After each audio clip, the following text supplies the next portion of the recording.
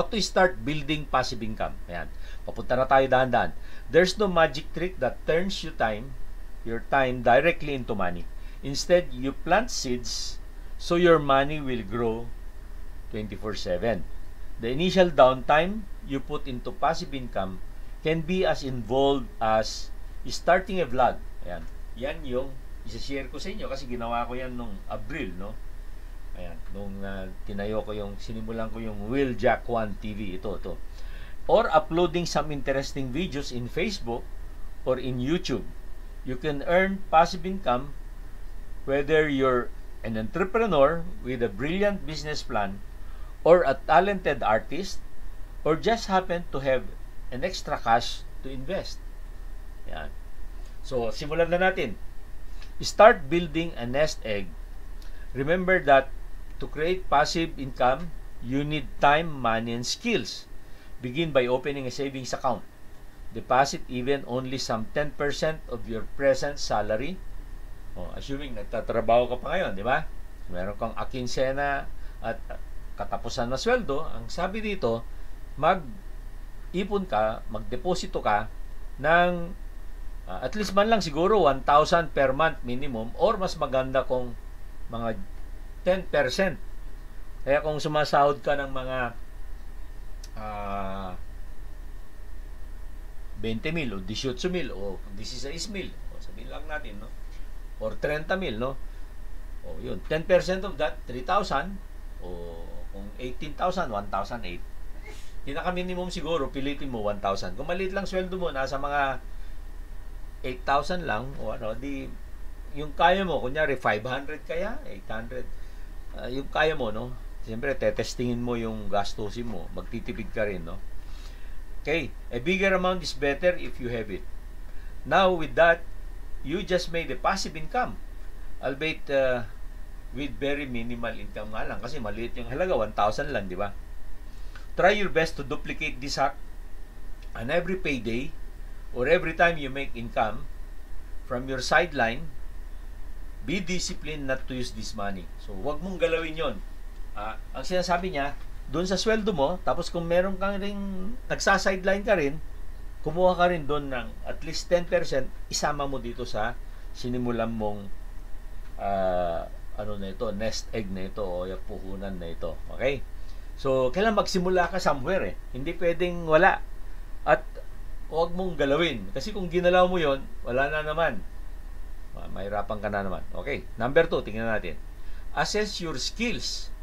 Whatever is your skill or profession, always look for opportunities to earn extra and add at least 10% or more to your savings account. We have had friends who are good salesmen and now they have communities around that skill. Other friends have gotten good at subcontracting. Ang dami kong nakilala na nangungontrata o nagsusubcontract and are now building a wider client base. What are you good at? What do you love to do? Make a list of these and also research the ways others have used those skills to build income streams. Number 3, assess your time, money, skill, and effort.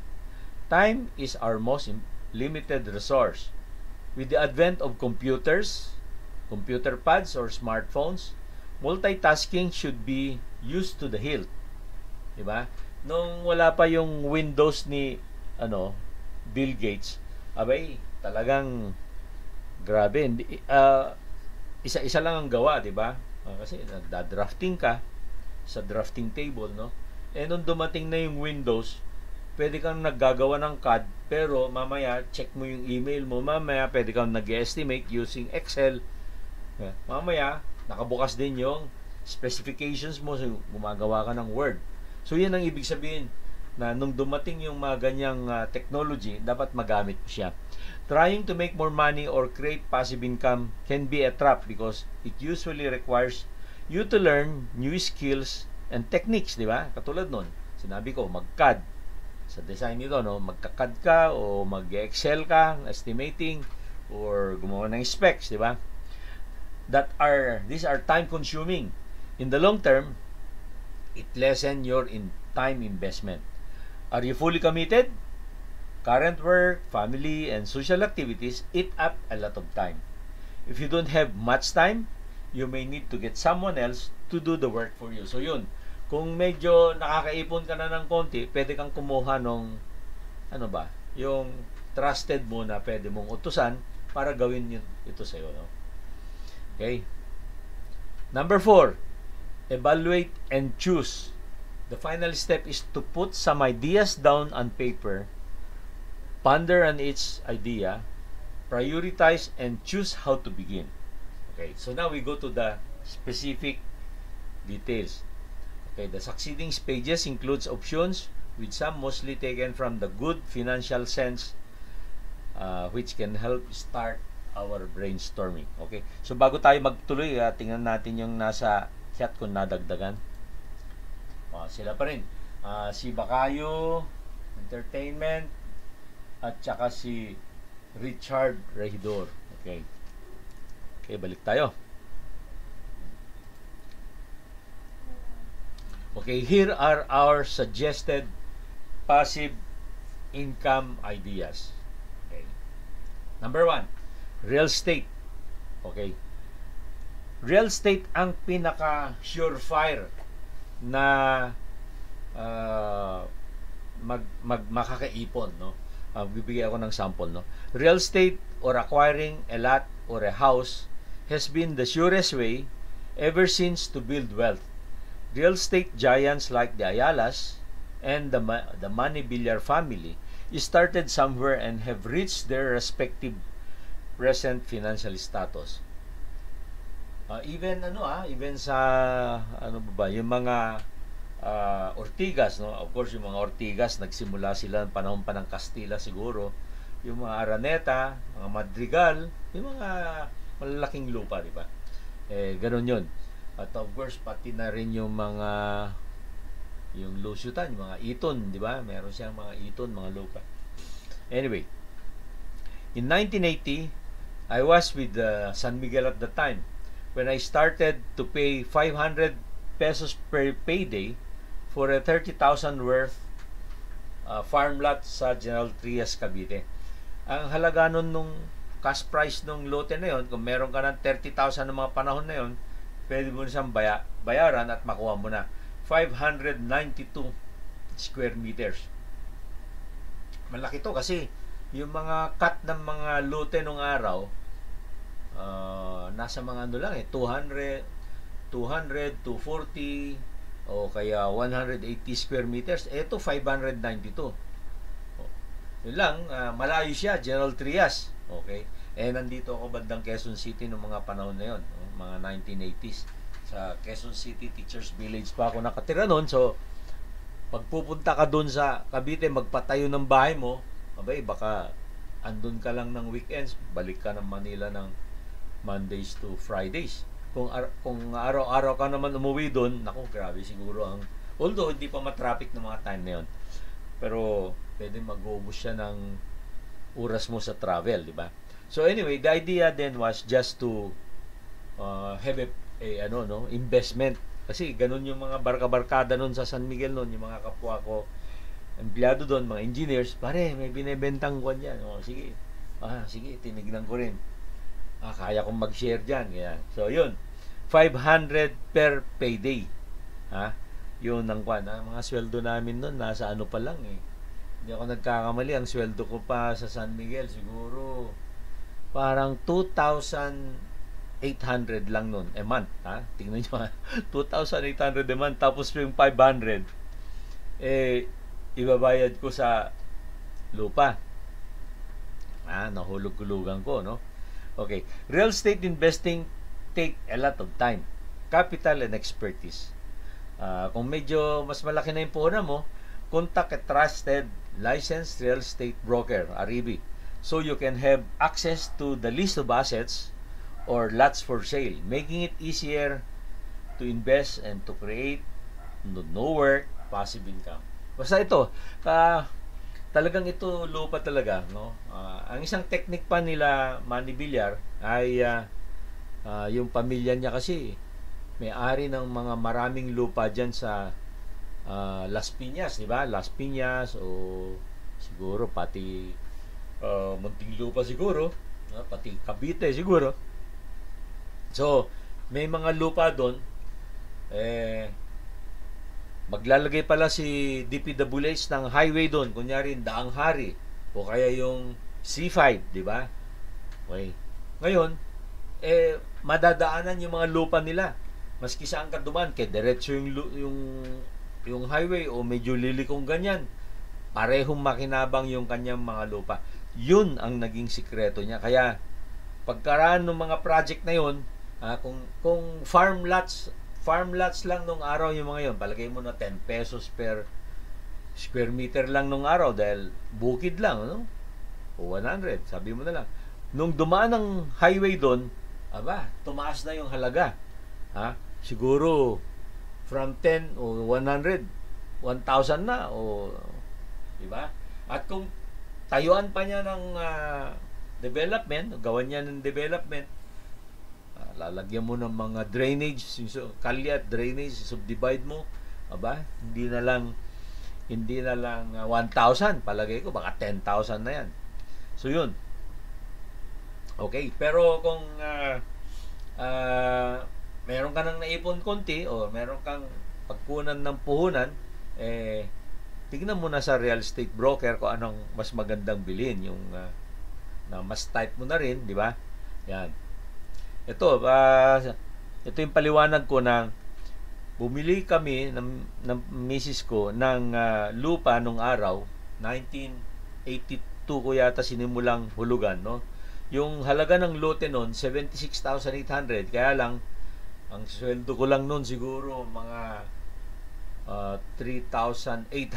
Palagay mo 3,800. Hindi ko naman kayang basta bayaran to, no? Kailangan hulug-hulugan ko rin. Pero meron akong naipon konti noon. Nag-down lang ako sa 76,000. Kunyari, nag-down ako ng halagang say 20,000 o 10 or 20,000 na savings ko nasa bangko. Tapos yung balance doon, hulog, no? Ang swerte, kasi nung mga panahon na yon, nauso na yung Pag-ibig housing. Pupunta ka lang magpa-approve ka lang sa Pag-ibig. Kung meron ka ng hinulog-hulugan na lupa, yun na ang i-collateral mo dun sa Pag-ibig housing loan mo.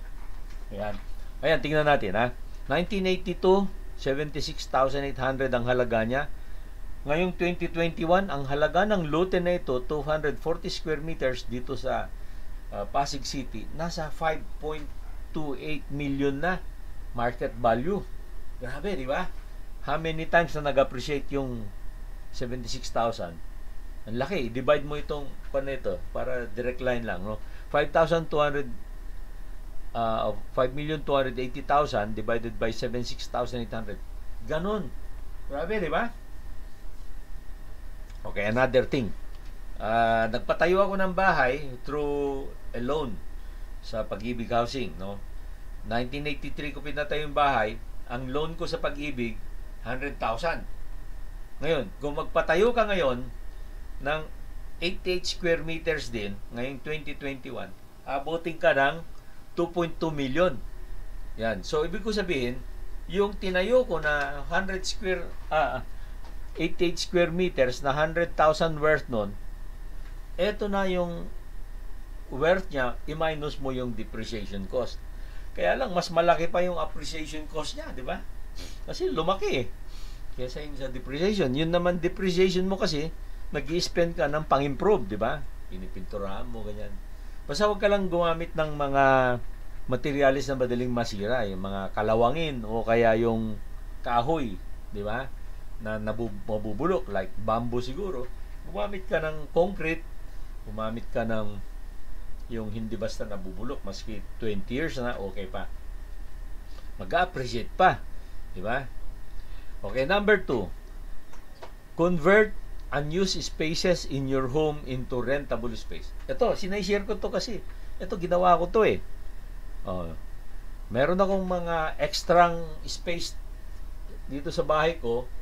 Kinumbert ko siya into paupahan. Dati parang yung isang kwarto, guest room. Sabi ko, bira naman may guest, no? So, ginawa na namin paupahan.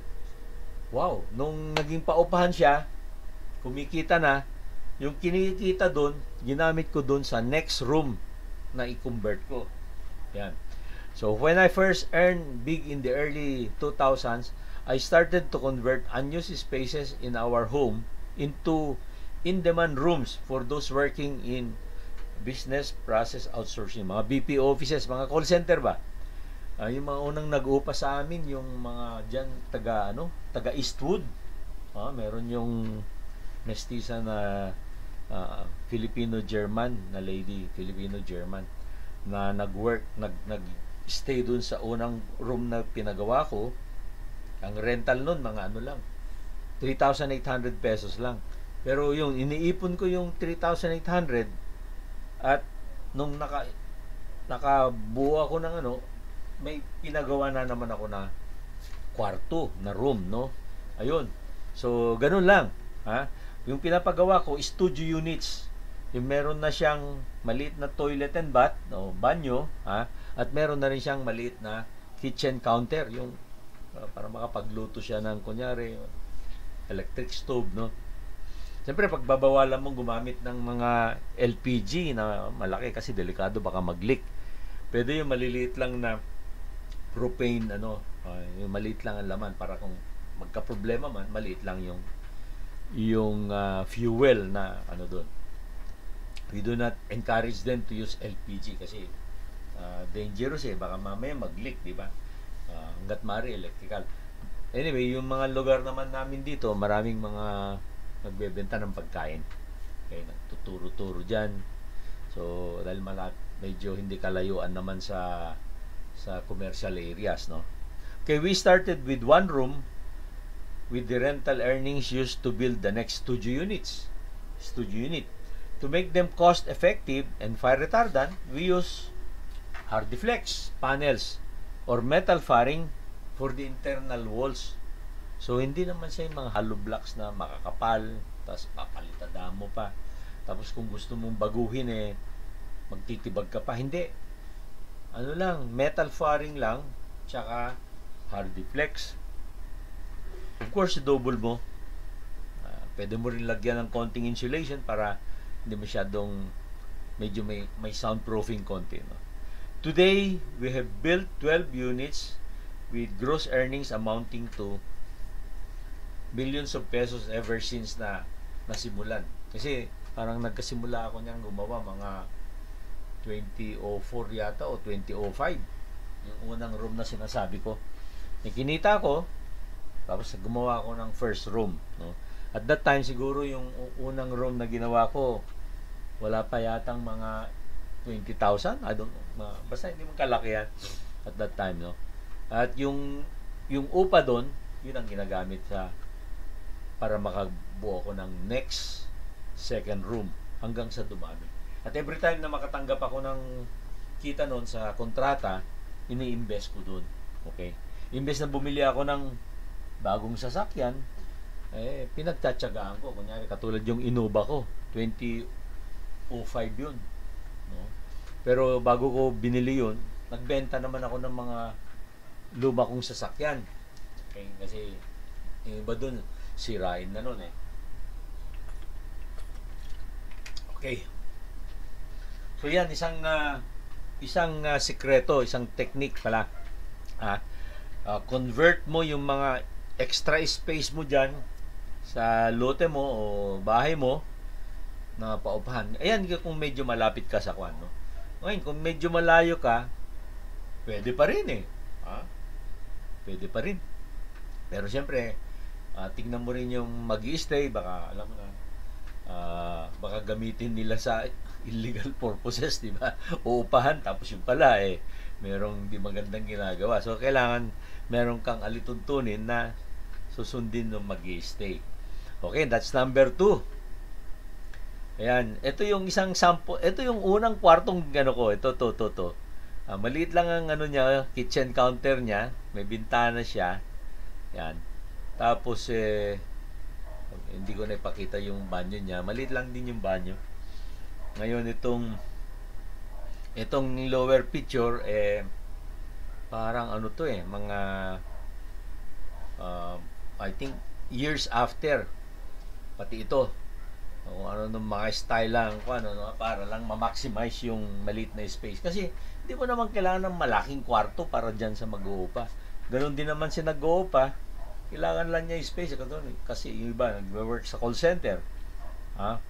Nandun sila sa call center work nila ng 8 to 10 hours, di ba?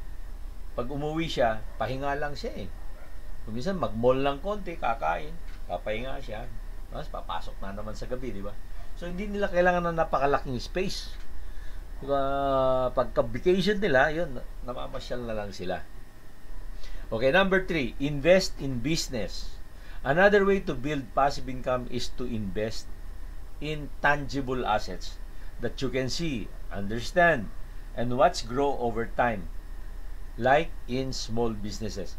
Kung meron kang nakikitang kapitbahay o kakilala o kaibigan na meron siyang negosyo na nakikita mo na mukhang naunawa mo na kung paano siya kumita, pwede mo siyang sabihan, baka gusto niyang makisosyo ka, di ba? Okay. But of course, kailangan mag-ingat ka kasi alam mo naman, meron mga naririnig tayo, nag-invest pero walang bumalik dun sa kita niya kasi yung pala scam pala. Okay, entrepreneurs are a special breed when you come across the right one with the right idea. There's no doubt that money is in their future. So how to jump on the bandwagon? Offer to provide funds they need in order to grow. So of course ito, lumalabas, meron ka ng puhunan na pwedeng invest. Okay. Number 5, invest in money markets. Possibly. Ano ba yung money markets? Yung mga T-bills, public stocks, T-bills is treasury bills, public stocks and bonds in the main way people build long-term wealth and income through their retirement plans, brokerage accounts. The data is pretty good. The average person should be passively investing through these funds that have low fees. Yan. So, yan. Yung money market na yan, alamin mo kung saan yan sa mga financial advisors, no? Well, of course, laging ingat lang, ha? Number 6, invest in bank time deposits. Time deposits. Alam naman natin to, naririnig na natin yan sa bangko yan. Invest na savings account ka lang, sabi mo sa bank manager, time deposit mo, no? Yung savings deposit kasi talagang sobrang liit yung kanyang interest, di ba? Pero si time deposit usually mas malaki. Lalo na kung malaki-laki yung pera mo, di ba? Yan. Okay, number 7, ito na yung paborito ko. Start a blog. So ito yung nagawa ko itong pandemic, no?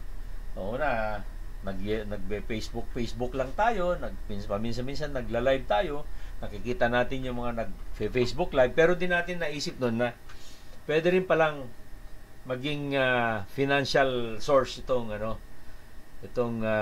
vlogging kung tawagin. Vlog means video log, no? Kasi yung original na vlog B-L-O-G as in boy, di ba? Pero pag video na is vlog, no? So now, itong nung nagsimula yung pandemic, dahil hindi na tayo makapag-conduct ng mga seminar lecture doon sa MEP Center, yan ang naisip natin.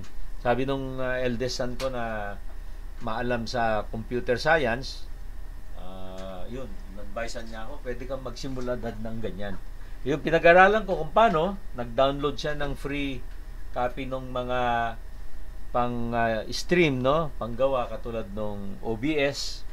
Hindi ko alam kung anong ibig sabihin ng OBS. But anyway, so yun. Actually, nagamit ko na siya nung election ng 2019, no? Yung OBS na yun. Kaya lang, parang hindi maganda yung ano niya, yung copy na yun. So anyway, pero mayat-maya, nag-i-improve naman si OBS. Okay, so ayan, I am now creating passive income I started my Will Jack 1 TV channel in YouTube about a month after the COVID pandemic. Mga April yun eh.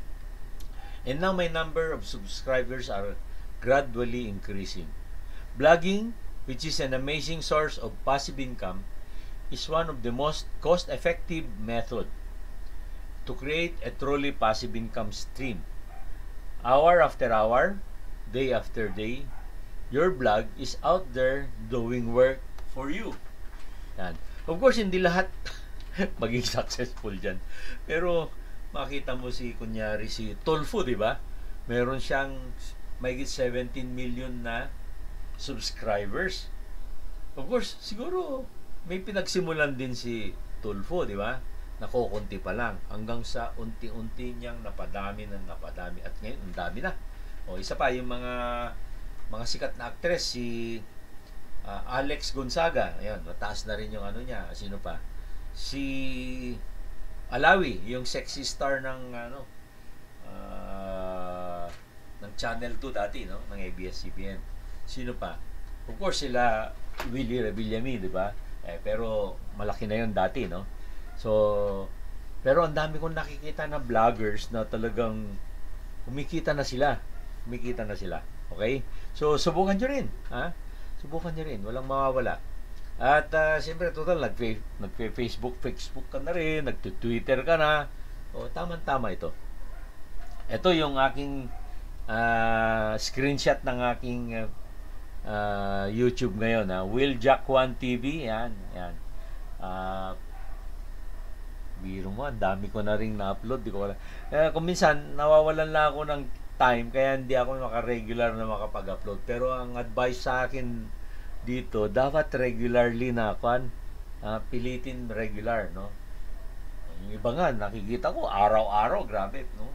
Parang hindi ko naman kaya sigurong araw-araw kasi meron naman akong ibang ginagawa pa, which is yung design office ko, yung FEMP safety, no? Okay, pero yan ang ibig niya sabihin, unti-unti kang mapunta dun sa mga magbibigay sa'yo ng passive income. At yung nagko-consume ng time, katulad yung ginagawa ko, nagde-design ako, ano yun, hindi passive income. Kaya lang, kasi, parang napamahal na sa atin yung ganyang trabaho, yung mag-design, di ba? At dahil consultant tayo, kaya tayo nagkwento. Pero kayo, na nagsisimula pa lang, pwede nyong i-consider yung itong mga gabay. Kaysa matanda ka na, katulad ko, nagde-design ka pa rin, di ba? Okay. Okay, number 8. Kung may pera ka, buy a blog or website. Ito kung may pera ka na, o basta meron kang puhunan, di ba? If you are not good at making your own blogs, you may look for inactive blogs with reasonable amount of web traffic. So, titignan mo kung maraming pumupunta doon. Kunyari, medyo may charismatic yung gumawa, di ba? Hindi na niya na ipagpatuloy, di ba? Okay, and recorded cash flow and buy them. It could also be a perfect passive income source. Okay. Most blogs employ Google AdSense, which provides a monthly revenue stream based on ads that Google places on the site. Oh, by the way, a few days ago, dumating na yung sulat sa akin ni Google tungkol dun sa AdSense ko, no? Dun sa yung AdSense, no? Ibig sabihin, dumating yung kanyang PIN, yung para kasi nag-iipon na yung itong site ko, mababa pa kasi hindi pa almost wala, below 5,000 pa lang yung aking subscribers, pero tuloy-tuloy naman, every now and then nadadagdagan, no? So ayun, kinonfirm, parang sinisigurado ni Google. By the way, ang YouTube, si Google may-ari. Okay. So, sinisigurado lang ni Google na ako mismo yung may-ari ng account na pagbabayaran nila. Kung mag-remit sila ng bayad sa akin, yun, sigurado nila na ako yun. Diba? So, nagpadala ng PIN. Yun, nagpadala ng PIN. At yun, na-enter ko na rin yun dun sa account ko, kaya okay na.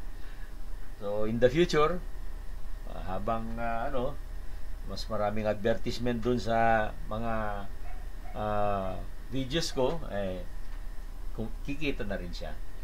Kaya, by the way, ang sikreto pala rito sa mga advertisement, huwag nyong skip para mag-record dun sa advertiser. Kasi kapag ini-skip, nababawasan yung kita. Kaya, in fairness, para matulungan nyo yung mga vlogger, huwag nyong skip. Of course, unless nagmamadali ka masyado, di ba? Okay? Kaya ako, ang mga dinevelop ko pang lecture, di ba? Yung dating ginagawa natin dun sa MEP Center na 2 to 3 hours lecture, sometimes 4 hours, ganun din dito, panood mo rin, di ba? Katulad dito, itong ginagawa natin ngayon. Okay, number 8 yan.